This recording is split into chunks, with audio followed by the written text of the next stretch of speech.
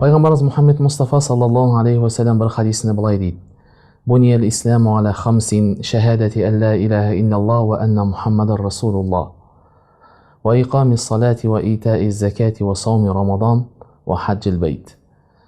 Ислам 5 негізге құралған.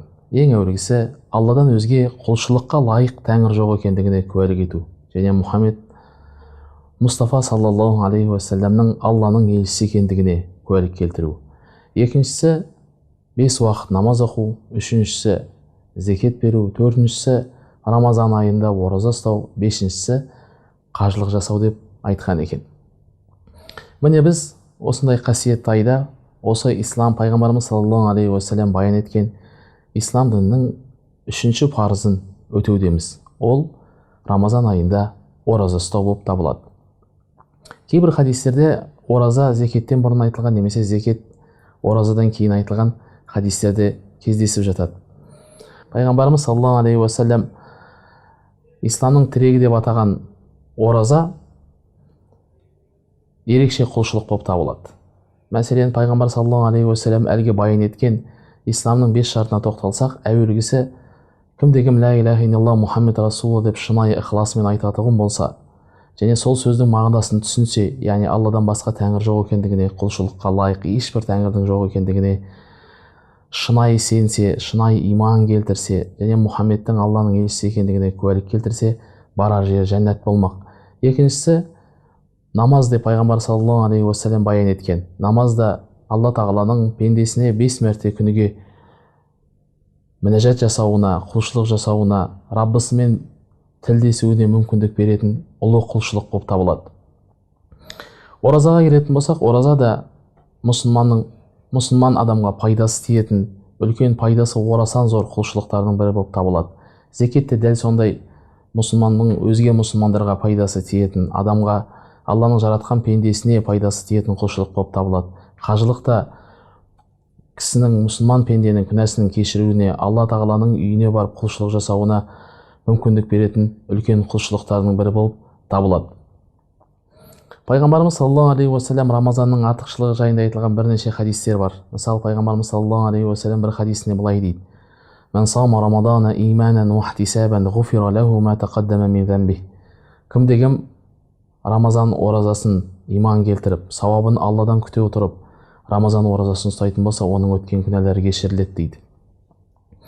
Басқа бір хадисінде пайғамбарымыз саллаллаху алейхи уассалам былай дейді: "Ман сама Рамадан ва атбааху thumma атбааху ситтан мин шаввал кана саумуху касиямид дахр." Кім-дегім Рамазан айының оразасын ұстаса, және Рамазан айынан кейін келетін Шаввал айында 6 күн қатар ораза ұстаса, бүкіл жылды ораза ұстап өткізгенмен тең деп айтқан екен. Қарап отырсаңыз, пайғамбарымыз саллаллаху алейхи уассалам әлгі хадисінде исламның 5 шарты бар екендігін айтқан. Жалпы біздің ғалымдарымыз былай деп айтады: Алла тағала парыз еткен құлшылықтардың 2 жаны болады, 2 тарабы болады. Әуелгісі Алла тағаланың иғтиқади деп атайды. Иғтиқади деп атқанымыз, яғни мұсылман кісінің сеніміне қатысты мәселе. Мәселен, 5 уақыт намазды 5 уақыт болып оқитын себебіміз шариғатта солай көрсетілген. Мәселен, таң намазының 2 рәкат болуы, парызының 2 рәкат сүннет болуының, немесе құтпан намазының 4 рәкат парыз, 2 рәкат сүннет, 3 рәкат үтір уажib намазы болуы, тағы басқалардың барлығы тікелей шариғатқа байланысты. Яғни Алла тағаланың нұсқағандай, пайғамбар саллаллаху алейхи уассаламның көрсеткендей біз құлшылықтарды орындаймыз. Мәселен, кейбір адамдардың ойына мына нәрсе келуі мүмкін. Мәселен, таңертең біз сергек оянған кезде неге 4 рәкатпен ғана шектелеміз? Ал шаршап, шалдығып келген кезде, құптан намазының уақыты кірген кезде 9 рәкат оқимыз деген сауал туындауы мүмкін. Бұның неге біз таңертең 9, кешке 4 оқымаймыз деген сауал туындайтын болса, біздің ғалымдарымыз былай деп жауап берген: бұның жауабы жоқ. Біз Алла тағала Құранында, шариғатында бұйырғандай, пайғамбар саллаллаху алейхи уассалам сүннетінде осылай көрсеткендіктен біз намазды осылай оқимыз деп айтады. Бұл, қайталап айтайын, бұл намаздың иғтиқади жағы, яғни құлшылыққа қатысты сенім мәселесінде қатысты болып отыр. Құлшылыққа қатысты жағынан болып отыр. Бірақ ғалымдарымыз айтады, құлшылықтың екі тарабы бар, екі жаны бар деп айттық. Жаңа біз бір жағына тоқталып өттік. Екінші жағы мұсылман пенденің жасап жүрген құлшылығының Алла тағаланың жаратқан пенделеріне, мақлұқатына пайдасы, маслахаты тиюі қажет. Егер намаз оқылып, мысалы мәселен 5 уақыт намаз оқылып, оның пенделерге пайдасы тие болмайтын болса, ол намаздың құндылығы өте төмен деген сөз. Себебі Алла тағала Құран кәрімде былай дейді: шын мәнінде намаз адамды арсыздықтан, ұятсыздықтан, жаман іс-әрекет, жамандықтан тыяды деп айтады. Алла тағаланың айтқанындай намаздың демек екі жаны бар. Біреу біз шариғат көрсеткендегі оқимыз, екіншіден біз оқып жүрген намаздың шынымен де сіз бен бізді арсыздықтан, жамандықтан, ұятсыздықтан тыюы қажет. Арсыздықтан, жамандықтан тыйылудың пайдасы кісінің өз басына әуелі, екіншіден оның қоғамға пайдасы тиеді. Мәселен, намаз оқитын кісінің аузынан ұятсыздық, арсыздыққа бастайтын сөз, іс-әрекет бойынан байқалмауы тиіс. Дәл сол секілді ораза да дәл сондай. Алла тағала Құран кәрімде былай дейді: Я айюхаллазина аману кутиба алейкумус сияму кама кутиба алаллазина мин qablikum лааллакум таттақун. Ей иман келтіргендер, сендерден бұрынғыларға парыз етілген секілді сендерге ораза ұстау парыз етілді. Әрине, бәлки сендер сақтанарсыңдар деп бұйырған. Демек, Құранда келген анық сөзі әрине тақуа боларсыңдар, яғни Алла тағаланың азабынан сақтанарсыңдар деген сөзбен келген. Бұл жердегі әлгі намаз секілді бұл құлшылықтың да негізгі көздеген мақсаты бар. Ол да тақуа болу. Тақуа болу, Алла тағаланың тақуа болу деп меңзегені, ғалымдарымыздың айтуы бойынша, Алла тағаланың парыз еткендерін орындап, тыйым салған нәрселерінен аулақ болу. Оразаның негізгі мақсаты сол, адамды тақуалыққа тәрбиелеу. Мысалы қараңызшы, оразада сіз бен біз Алла тағаланың разылығы үшін таңертеңнен кешке дейін Алла тағала адал еткен астан, Алла тағала адал деп көрсеткен іс-әрекеттің барлығынан бас тартамыз. Мәселен, сіз Алла тағаланың разылығы үшін сусын ішпейсіз, ас ішпейсіз, немесе өзіңіздің адал жарыңызбен Рамазан уақытында, ораза уақытында қосылмайсыз. Негізінде бұның барлығы Құдай тағала негізі оразадан тыс уақытта адал көрсеткен ас пен адал көрсеткен іс-әрекеттер болып табылады. Бірақ сіз Алла тағаланың разылығы үшін осы адал деп шариғатта көрсетілген істің өзінен бас тартасыз. Ғалымдарымыздың айтуы бойынша бұның негізгі көздеген мақсаты, сен Алла тағаланың разылығы үшін, сіз бен біз Алла тағаланың разылығы үшін Алла тағала адал еткен ас пен іс-әрекеттен бас тарта білсек, харам істен жеңілдірек бас тартуымыз оңай болады. Себебі біз адал астан Алла разылығы үшін, адал іс-әрекеттен, адал сөзден бас тартып үйренгенбіз. Сондықтан ораза ұстаған адамға шариғатта мына істі жасауға болмайды, мына істің үкімі арам, бұл істі істеу сіздің мұсылмандық қасиетіңізге жақпайды деп айтылған сәтте, ол адам дереу одан бас тарта біледі. Тақуа болу тағы да біздің өзіміз өмір сүріп отқан қоғамға пайдасы тиеді.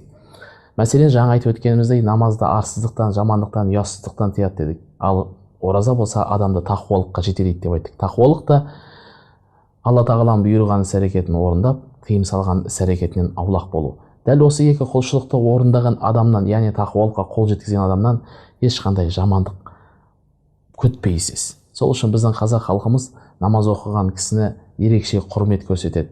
Мәселен, тіпті кейбіреулері мен жаман сөз айтып қоямын, мен боқтап қоямын, мен боғауызбын деген сияқты сылтауды айтып, ораза ұстағысы келмейді, немесе намаз оқығысы келмейді. Бұның барлығы кісінің намаз, шынымен де ақиқатында солай, намаз оқыған кісінің бойынан, ораза ұстаған кісінің бойынан жаман, аузынан жаман сөз, бойынан жаман іс-әрекет байқалмауы тиіс. Сонымен қатар Рамазан айымен ерекше сүйіншілі екен. Рамазан айында мұсылмандар үшін үлкен мүмкіншіліктер бар. Мәселен, пайғамбарымыз саллаллаху алейхи уассалам бір хадисінде былай деп айтады: Мән қама Рамадана иманан ва ихтисабан ғуфира лаху ма тақаддама мин занбихи. Қандай да бір кісі, кімде-кім Рамазан айын құлшылықпен өткізсе, оның өткен күнәлары кешіріледі деп айтқан екен. Басқа бір хадисінде пайғамбарымыз саллаллаху алейхи уассалам: Мән қама лайлатал қадри иманан ва ихтисабан ғуфира лаху ма тақаддама мин занбихи. Кімде-кім осы Рамазан айында болатын қадір түнін құлшылықпен өткізсе, иман келтіріп, сауабын Алладан күтіп құлшылықпен өткізсе, оның өткендегі күнәлары кешіріледі деп айтады. Біздің ғалымдар Рамазанды ерекше мүмкіншіліктер айы деп санаған. Әлгі кімнің де болсын пенденің жасаған әртүрлі күнәлар болады. Міне дәл осы күнәлардың кешуіне себепші болатын нәрсе Рамазан айында жасаған құлшылықтар. Құлшылық деп, Рамазан айында жасаған құлшылық деп меңзеп отқанымыз, аузымызды ашқаннан кейін оқитын тарауих намаздарымыз және түнде оқитын тахаджуд намаздарымыз болып есептеледі. Рамазан айында тағы бір ерекше пайғамбар саллаллаху алейхи вассалам айтып өткенінде ерекше түнде түн бар, қадір түні деп айтқанда, кейбір хадистерде оның Рамазан айының соңғы 10 күнінде біздің елімізде қалыптасқан Рамазан айының 26-сынан 27-сіне қараған күні айтылады. Алла тағала дәл осы түні Құран кәрімді түсіргендігін айтады. Және бұл айдың 1000 айдан қадірлі екендігін айтады. Ғалымдарымыздың айтуы бойынша Алла тағаланың 1000 айдан хайырлы деп айтып отқаны қадір түні меңзеп отырғаны, ішінде қадір түні жоқ айды меңзеп отыр. Және сол түні жасалған құлшылық 1000 айда жасалған құлшылықтың сауабынан артық екендігін баса көрсетіп кеткен. Бұл айдың тағы бір ерекшелігі, құрметті көрермендер, пайғамбарымыз саллаллаху алейхи уассалам бір хадисінде былай деп айтады: "Иза жаа Рамадан, футтихат абуабул жанна ва гуллиқат абуабун нар ва суффидатиш шаятин." Рамазан айы келген кезде жәннаттың есіктері ашылады, тозақтың есіктері жабылып, шайтандар кісенделеді. Басқа бір хадисте пайғамбарымыз саллаллаху алейхи уассалам былай деп айтады: Рамазан айының алғашқы түні болған кезде жәннаттың барлық есіктері ашылады, ешбір есік жабық қалмайды. Тозақтың да барлық есіктері жабылып, ешбір есігі ашық қалмайды. Шайтан мен дүлей жындарға кісен салынады. Сөйтіп бір періште былай деп жар салады: "Ей жақсылыққа ниет еткен кісі, жақсылыққа бет алушы, сен баста.